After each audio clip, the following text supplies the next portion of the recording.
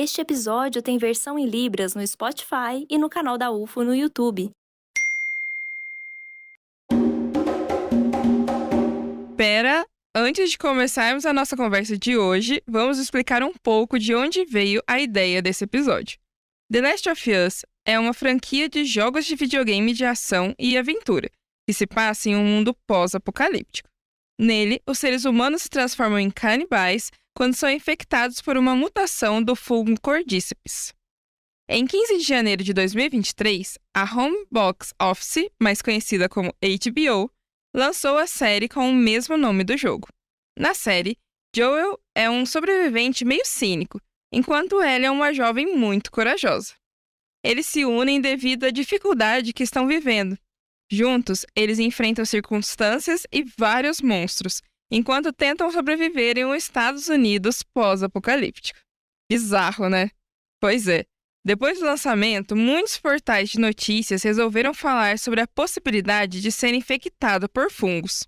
E claro, a gente não ia ficar de fora. A série The Last of Us nos apresentou um mundo apocalíptico, destruído depois que um fungo passou a infectar os humanos. Por mais que seja ficção, a série baseada em um game usou um fungo da vida real para sua trama. Não querendo botar medo em ninguém, logicamente, mas afinal, você sabe o que são fungos? Te adianto que, apesar de algumas espécies trazerem grandes prejuízos aos seres humanos, eles são parte importante da nossa vida e estão em lugares que você nem imagina.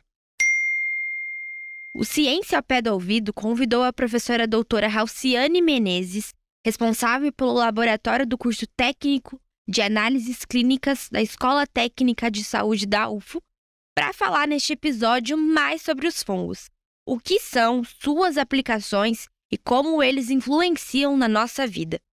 Eu sou Isabela Breve, estagiária de jornalismo na Diretoria de Qualidade de Vida e Saúde do Servidor. E eu sou Aldo Rodrigues, estagiário da Diretoria de Comunicação da Universidade Federal de Uberlândia. E antes de começarmos a entrevista, gostaria de sugerir que você nos siga nas nossas redes sociais. Nós estamos presentes no TikTok, Twitter e nas redes sociais oficiais da UFO. As arrobas você encontra na nossa descrição. E também avalie o Ciência ao Pé do Ouvido na sua plataforma preferida. Além disso, se você tiver alguma dúvida ou quiser mandar um recado, envie um áudio para o nosso WhatsApp, 999 66 2021. Repetindo, 999 66 2021. Nosso DDD é o 34.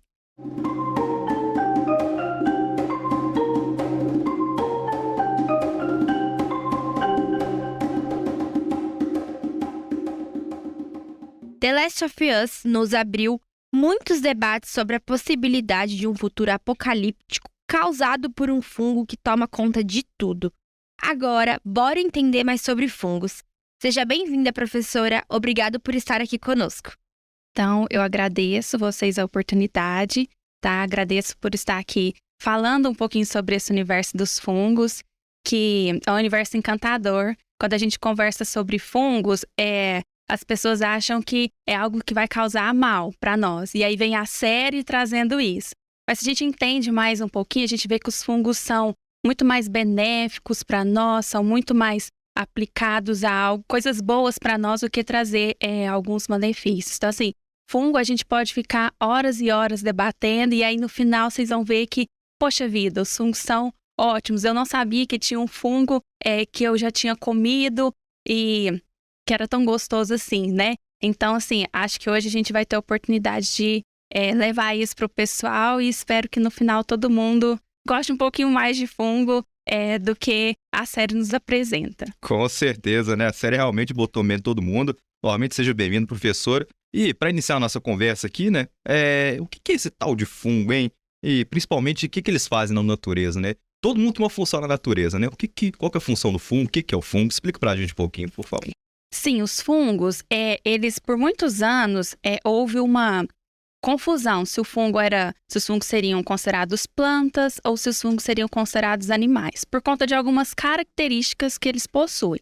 Bom, as plantas a gente sabe que elas realizam fotossíntese, conseguem produzir o seu próprio alimento. E os fungos não conseguem.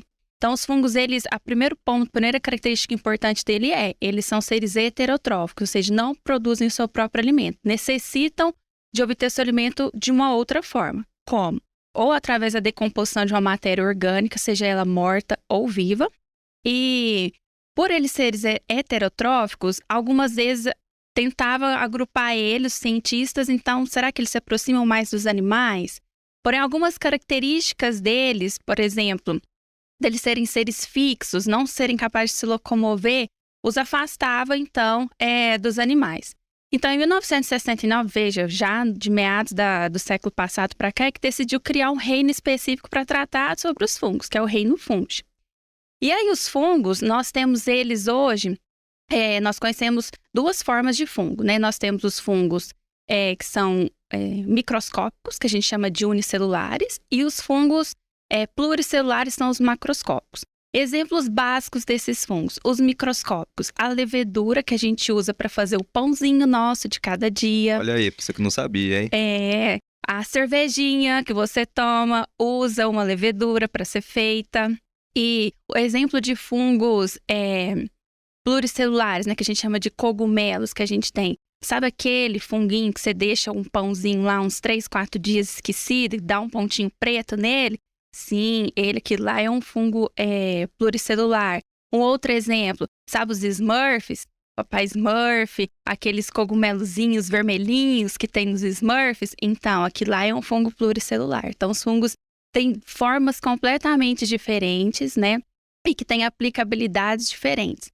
Quando eu falo que os fungos são heterotróficos, alguns que necessitam de decomposição para obter seu alimento, alguns autores até chamam os fungos de lixeiros do mundo.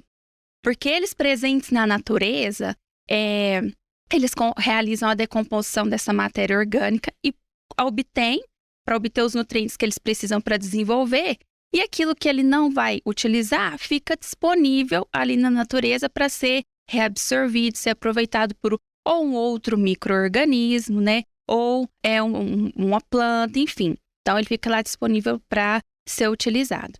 E nós temos aqueles que realizam a decomposição de matéria orgânica viva, que são aqueles fungos que a gente fala que exercem uma relação de parasitismo e que podem causar doenças.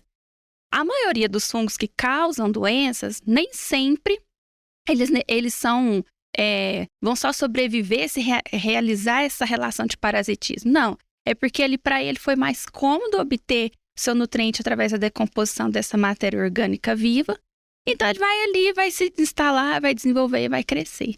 Então, acho que o básico que a gente consegue falar sobre os fungos para vocês entenderem onde que a gente pode encontrar é isso. Perfeito, professora. Isabela? Agora que a gente já entendeu um pouquinho mais sobre o que são os fungos, eu queria saber, é possível a existência de um cenário igual ao mostrado em The Last of Us?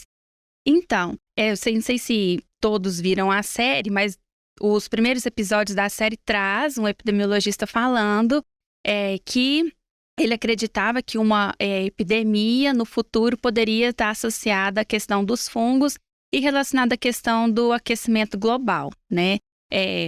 Por conta do aquecimento global, e aí até uma crítica que a série faz a isso, né? Porque o aquecimento global pode influenciar na questão da evolução, né, dos seres, dos seres vivos. Eu acredito que no cenário como é exposto na série, não, né? Não seja possível.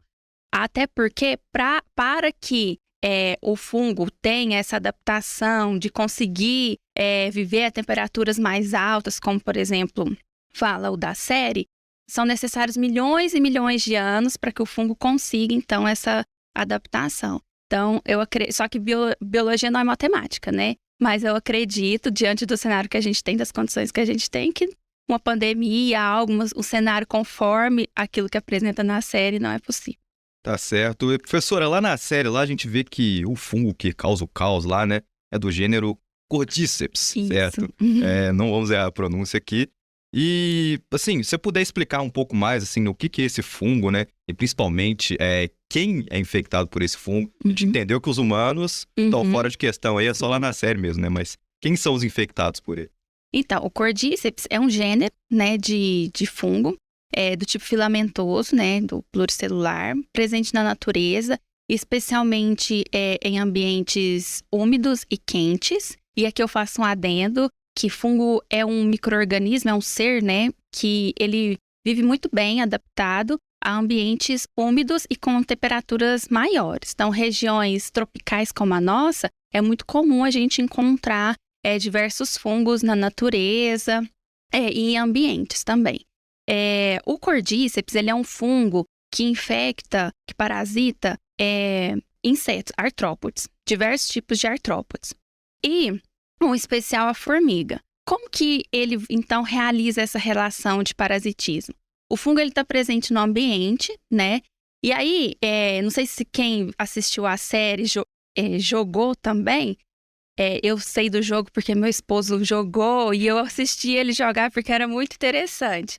E no jogo, as pessoas que chegam em um ambiente fechado que tem o Cordyceps, ele solta alguns esporos. Os esporos é a estrutura que o fungo tem para se disseminar. E quando esse esporo cai em uma superfície que tem os nutrientes que são necessários para ele desenvolver, ele vai desenvolver ali. E assim acontece com o Cordyceps. Então, por exemplo, está na natureza, o esporo dissemina, o esporo ele é invisível, tá? Microscópico, e aí ele cai na superfície da formiga. Vamos usar ela de exemplo, né? E aí cai na superfície ali da formiga e aí ele vai começar a desenvolver ali. De início, o Cordyceps ele vai desenvolvendo e ele acomete as estruturas musculares, vamos dizer assim, da formiga. E até então a formiga tem apenas um desequilíbrio na sua locomoção. Mais ou menos 2 semanas depois, o fungo ataca o que a gente chama de sistema nervoso da formiga. E é esse acometimento do sistema nervoso da formiga que faz ela ter comportamentos diferentes, que a gente chama de processo de zumbificação, né? Então, ela faz ter um comportamento diferente daquelas formigas que não são acometidas. Dali, cerca de 1 a 2 semanas, a formiga ela fixa em alguma folhinha e ela morre. E ali, só que o fungo não morre, ele continua se desenvolvendo. E ali, um certo tempo, alguns dias, nasce, né? A gente consegue visualizar para fora da formiga a estrutura reprodutora do fungo de novo, que é onde ficam os esporos. E ela sai para fora da formiga. Quando essa estrutura está cheia de esporos, ela se arrebenta e dispersa novos esporos no ambiente. Essa seria a estrutura que na série é nos humanos, né? No rosto deles, é essa estrutura ou não? Pode ser também, isso, que é aquelas que saem para fora. Isso, é essa estrutura que aí quando ela estoura, libera os esporos. Na série, não fala da contaminação pelos esporos, né? Na série fala da contaminação apenas pela mordida, pelo contato. Mas a formiga não passa o fungo de uma formiga para outra pelo contato. É só pela disseminação através dos esporos, tá? E no jogo já tem essa disseminação pelos esporos. Tanto que quando eles entram no jogo em locais fechados, eles estão de máscara para evitar a inalação dos esporos. Quais que são os tipos de fungos, assim, mais comuns que a gente tem no nosso dia a dia? E eu entendo, assim, por ambiente, igual a gente tá conversando aqui, que o fungo é o lixeiro do mundo, né? Basicamente, da natureza. Mas tanto de aplicação, quanto, sei lá, até dentro do corpo da gente. Tem fungo dentro da gente também? Sim, nós temos. Então, vou falar um pouquinho das coisas que a gente tem de aplicação benéfica e a gente vai caminhando para algumas doenças que também são comuns no nosso dia a dia, né?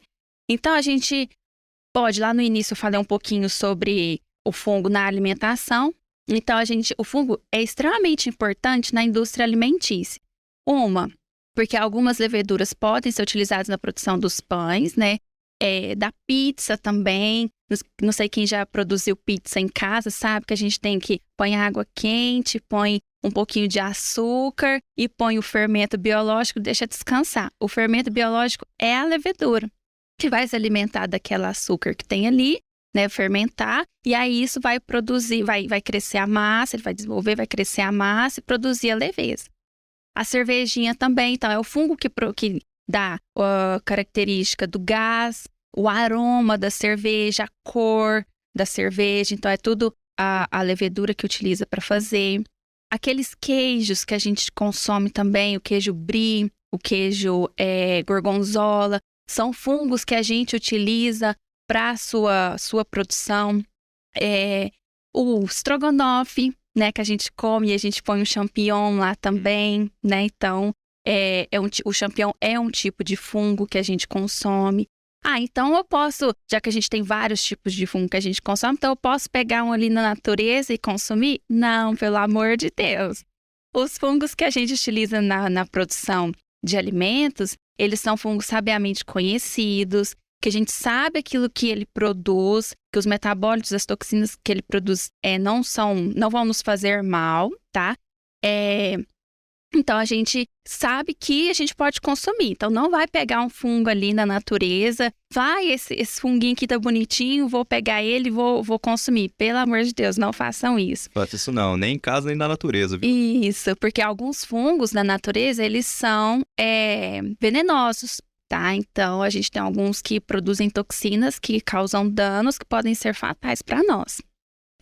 Outra aplicação que a gente tem em relação aos fungos, além da produção de alimentos, é na produção de medicamentos, né? A gente sabe que o primeiro antibiótico, a penicilina, lá no início do século XX, muito utilizado na Primeira Guerra Mundial,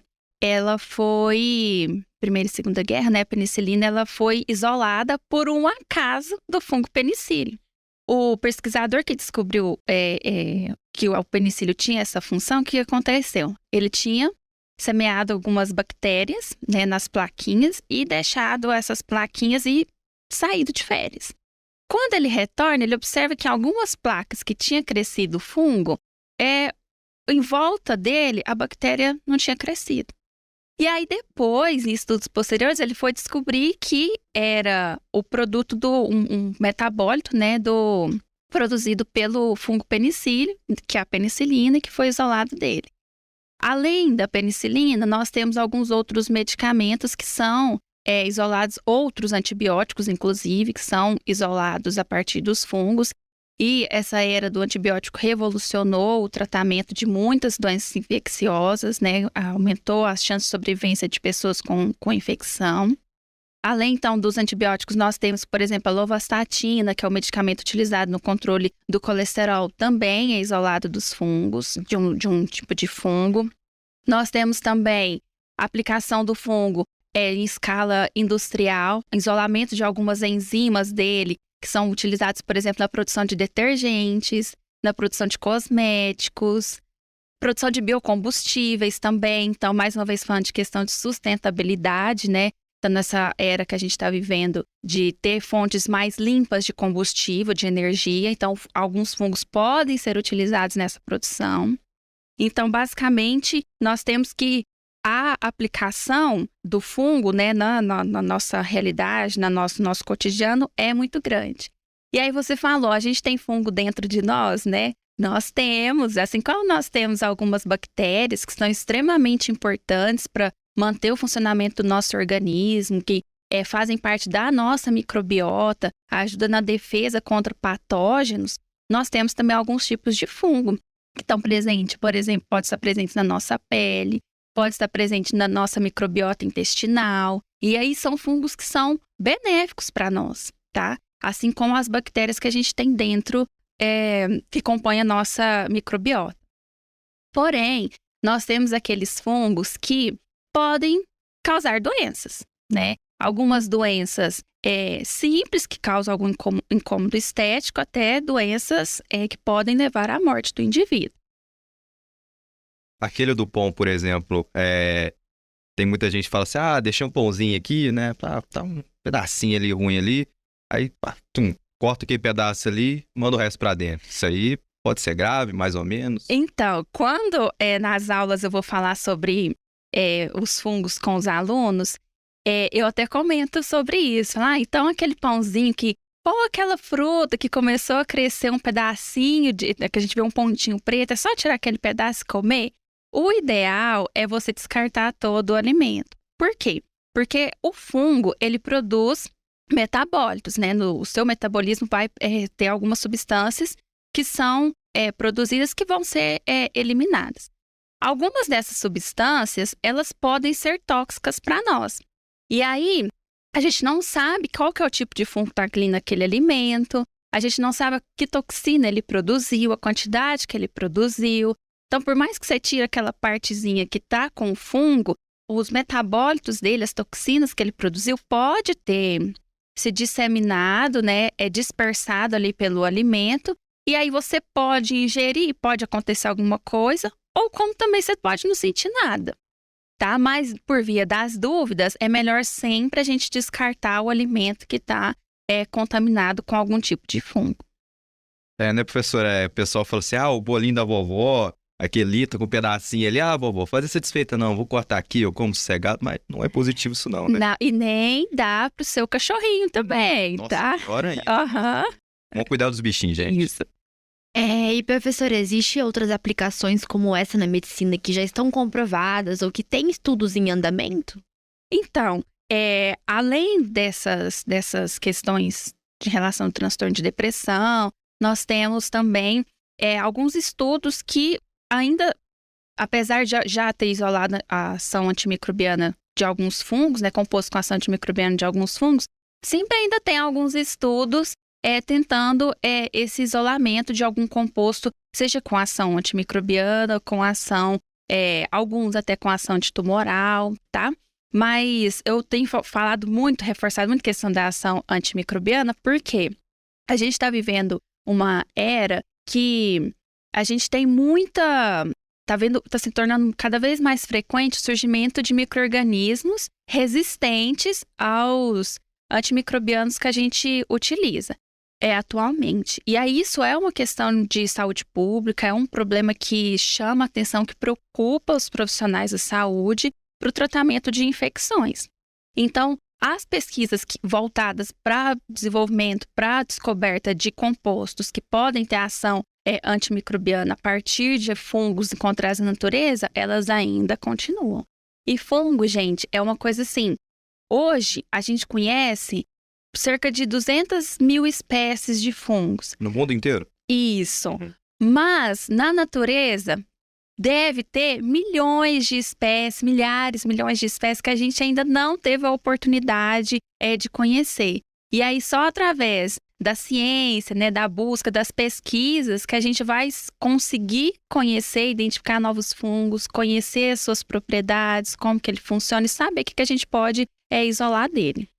E teve alguma descoberta recente de algum novo fungo, professora?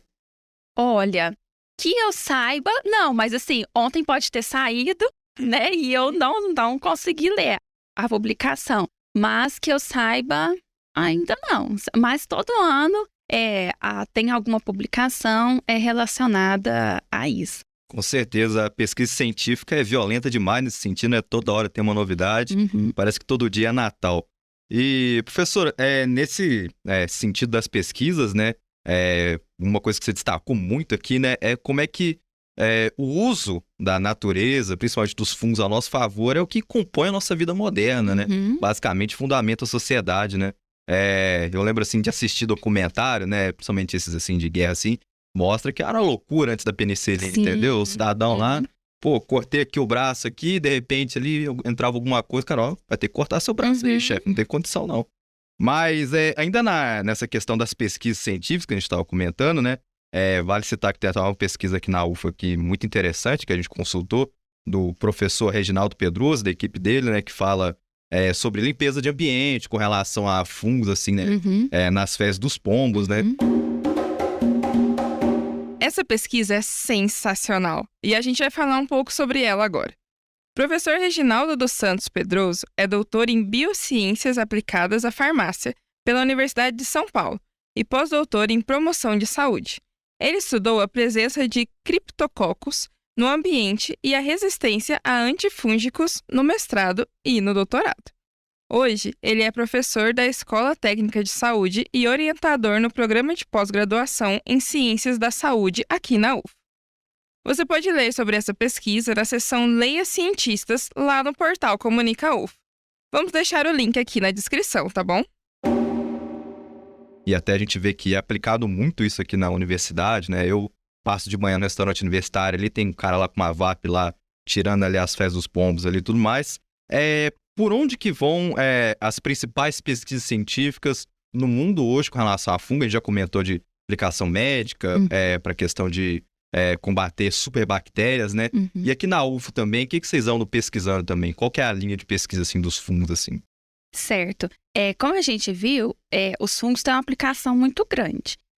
Aqui na UFO, nós lá do grupo do professor Reginaldo, a gente trabalha mais focado na questão daqueles fungos que causam doenças, na parte epidemiológica dessas doenças e como que a gente pode, ações que nós podemos ter para poder reduzir as chances de ocorrência dessas doenças. Por quê? Apesar da gente ver que os fungos são muito mais benéficos para nós temos aqueles que causam doenças.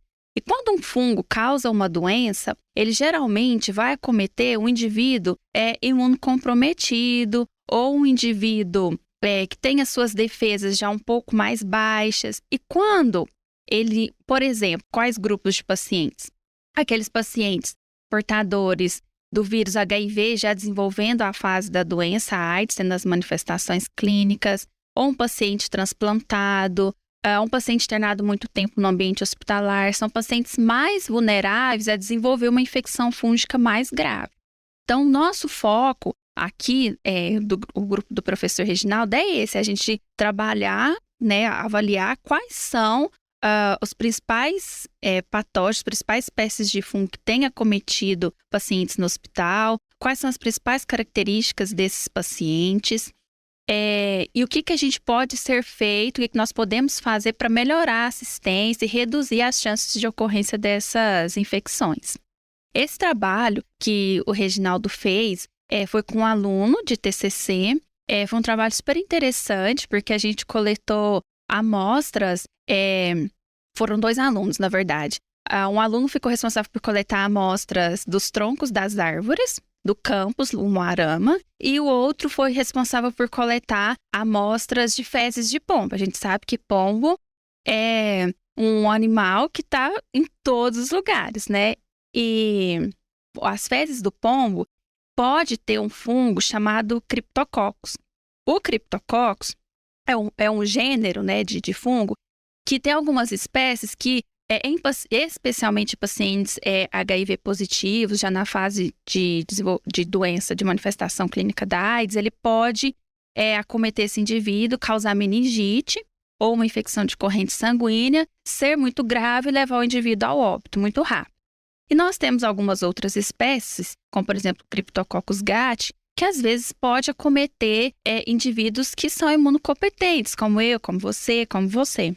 Daí a relevância dessa pesquisa, da gente buscar, né, o que tem no campus desse fungo e se, como lá no campus Umuarama, os alunos transitam muito no campus e no hospital, né, o que a gente poderia estar oferecendo de risco. E aí a gente observou que, felizmente, nas fezes desses pombos e nos troncos das árvores, a gente não encontrou o Cryptococcus neoformans, né, o Cryptococcus gat, mas nós encontramos outras espécies de Cryptococcus. E aí a gente chama a atenção para a questão, então, do cuidado, né, do ambiente com a contaminação das fezes. Nunca, então, varrer ao ambiente que tenha fezes de pombo. Então, nunca, então, varrer, porque as fezes secas, o fungo, os esporos podem, né, se suspender e a gente pode inalar. E aí esse fungo Cryptococcus, porta de entrada dele pode ser pelos pulmões, pode causar uma pneumonia. Então, sempre lavar, né, para retirar. O ideal é que a gente não tenha os pombos, mas a gente sabe que o pombo é muito difícil a gente não ter em qualquer ambiente. Então, o ideal, se tá sujo, com fezes, o ideal é lavar e não varrer para não ter essa chance de ressuspender. Perfeito, professora. Isabreve, mais alguma questão para a gente tratar com o professor? Professora, é possível alguma dessas doenças que são causadas por fungos em seres humanos, é possível causar a morte? Sim, sim. O Cryptococcus, inclusive, ele pode sim causar a morte, ter uma taxa de mortalidade elevada, expressiva, né, vamos dizer assim. E nós temos também alguns outros fungos, vou falar um que eu gosto muito, que eu trabalho bem com ele, que são as espécies de Cândida. A Cândida é um fungo, a espécie de Cândida é um tipo de fungo que está presente na nossa microbiota intestinal, na nossa pele, na mulher, está presente na microbiota vaginal também. Ela é importante para nós. Uai, mas então como que ela pode causar a morte, né? Então, indivíduos, por exemplo, que, mais uma vez, reforçando aqueles que estão internados muito tempo em ambiente hospitalar, que passam por alguma cirurgia do trato gastrointestinal, esse fungo, a cândida pode causar infecção, né? E às vezes, como ele está na pele também, aí a gente reforça a questão da importância da higienização das mãos, especialmente no ambiente hospitalar, antes e depois de manusear o paciente, porque ele pode ser levado de um paciente para o outro pelas mãos, né?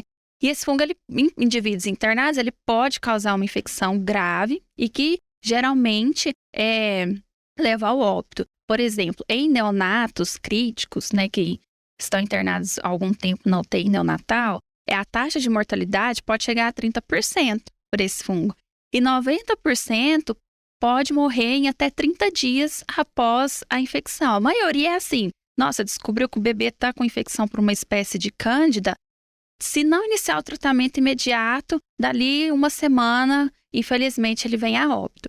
E aí uma questão importante que a gente traz, que vale lembrar sobre as espécies de cândida, é que não sei se alguns de vocês já ouviram falar, a mídia tem trazido muito, já vi na televisão, vi várias notícias na internet falando do superfungo. Esse superfungo é uma espécie de cândida, a Candida auris, que foi isolada na década passada, primeiramente de uma infecção de ouvido de um paciente lá no Japão. E por que ela é chamada de superfungo? Porque ela já foi isolada com resistência às principais classes de antifúngico que a gente utiliza no tratamento dos fungos hoje. Então, é um fungo, e aí se começou lá no Japão e começou a se espalhar. A gente sabe que a globalização, a gente viveu isso com a pandemia do Covid, né? Pouco tempo, é um fungo que já estava se espalhado pelo mundo inteiro. Então, aqui no Brasil, em 2020, nós já tivemos os primeiros surtos, né, os primeiros relatos de surtos em UTIs por esse fungo. Esse ano também teve já relatado casos, o Ministério da Saúde, a Anvisa já notificou alguns casos, mas ainda até onde eu li, em UTIs de estados da região Nordeste.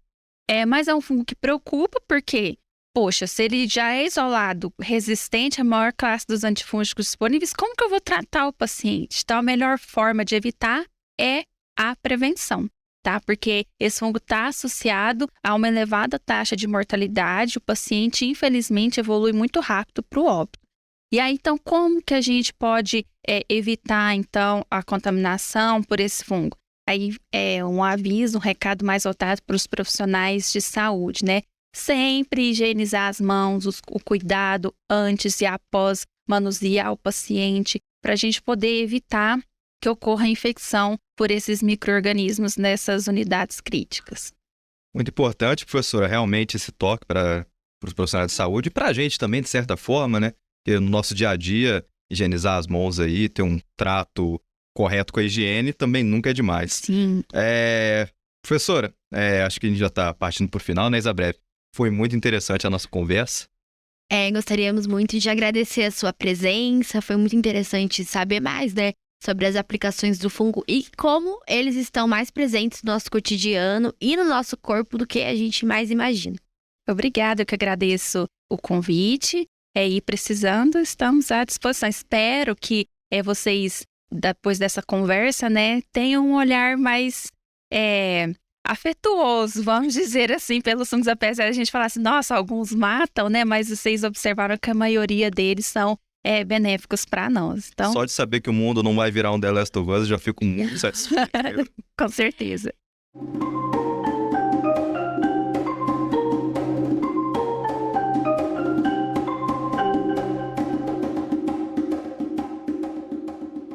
E um muito obrigado a você que esteve aqui conosco nos ouvindo. Só te passar um lembrete.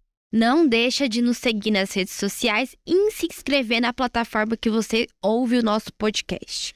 Curtiu o nosso papo de hoje? Ficou com dúvida em algo? Mande um áudio lá no nosso WhatsApp, 999-66-2021. Repetindo, 999-66-2021. E o DDD nosso, como sempre, é o 34. Compartilhe sem seu pé do ouvido com seus amigos e nos encontramos novamente na próxima semana. Forte abraço! O Ciência ao Pé do Ouvido é o podcast da Divisão de Divulgação Científica da DIRCO, a Diretoria de Comunicação Social da Universidade Federal de Uberlândia.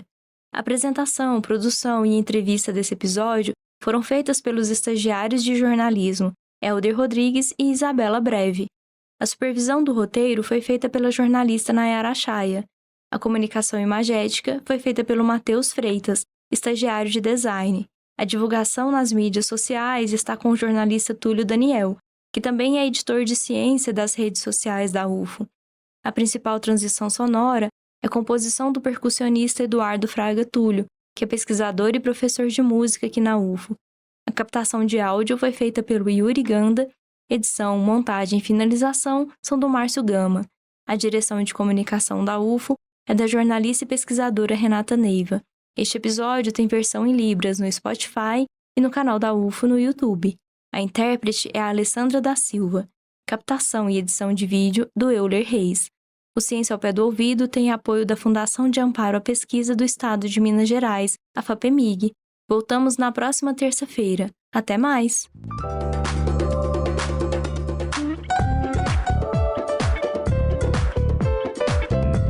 Ciência